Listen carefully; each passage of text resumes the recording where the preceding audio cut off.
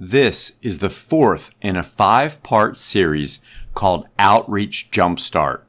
So we've talked about the foundation in the first 3 pieces. We've talked about the mission of the church, and we've talked about how in today's society we have to be more focused and intentional about our outreach. Then last time we talked about our strategy, and now we're going to move into the 4th piece, the welcome system.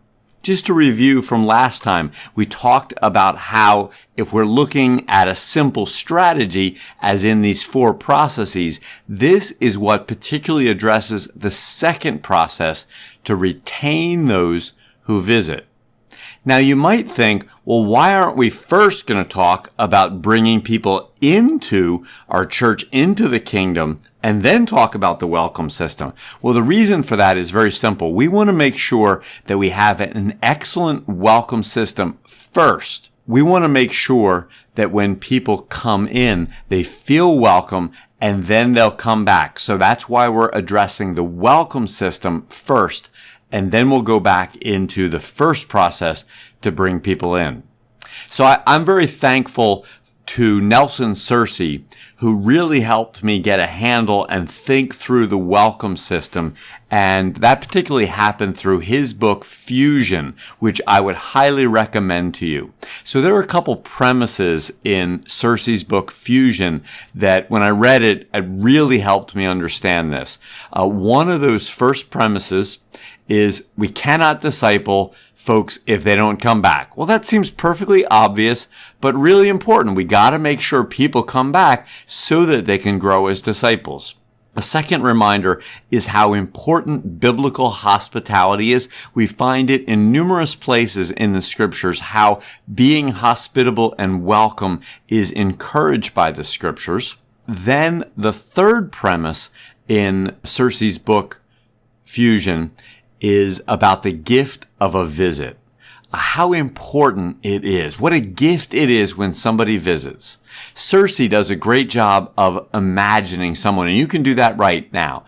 Imagine somebody who wakes up on a Sunday morning and something is stirring in them. Maybe there's some challenges and difficulties in their life, or maybe there's something wonderful and great happening in their life. Or maybe God is just kind of talking to them, and they wake up and they think, you know what? I'm going to go to worship. I'm going to go and connect with the church. And they happen to come to your church.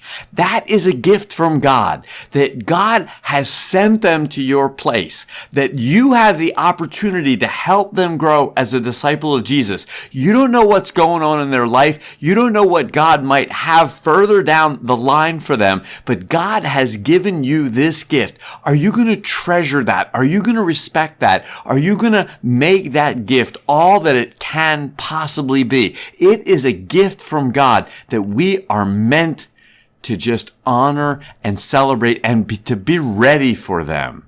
And then the last premise is that you have 7 minutes and counting. They've done studies with folks, and folks have made up their mind in the first 7 minutes of whether they're going to come back to a church or not. So we have 7 minutes to make that positive first impression. So what I want to describe now are some things that could be in your welcome system. They're actually things that are part of the congregation that I serve, but they're just a bunch of ideas of what a really good welcome system could look like. Think about the list. Think about what is part of your welcome system, and then think about what you can start to add.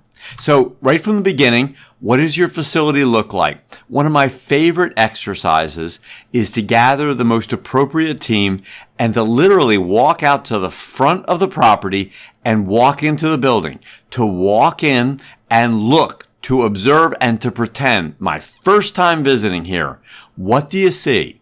Are there things that don't look clean and well organized that need to be straightened up? Is there good signage? Just pretend like you've never been to the church before, and then make whatever changes are appropriate to your facility to be welcoming.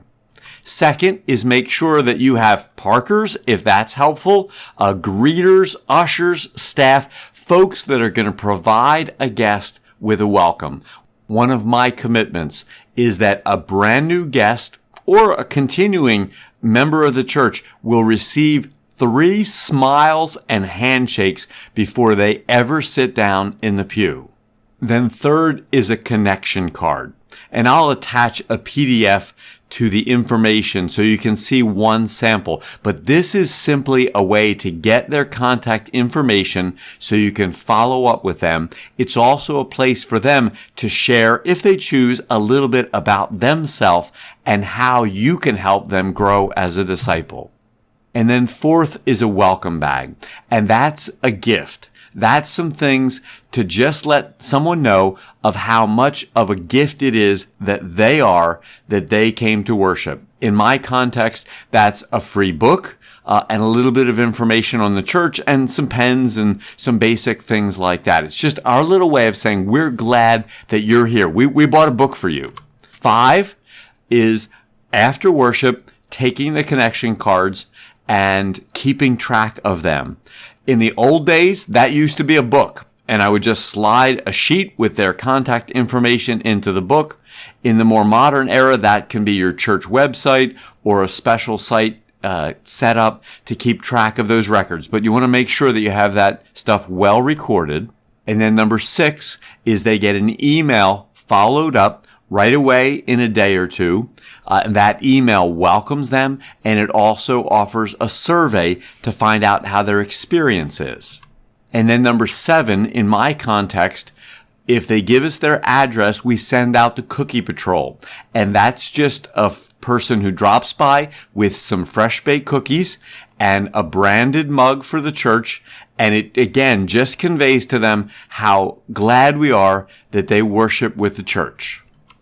Then number 8 is I also send a card, a handwritten card, and a little gift card. We started using just a $5 Wawa gift card, and I kind of say that that's a gift for them visiting, and it provides the gas money for them to come back.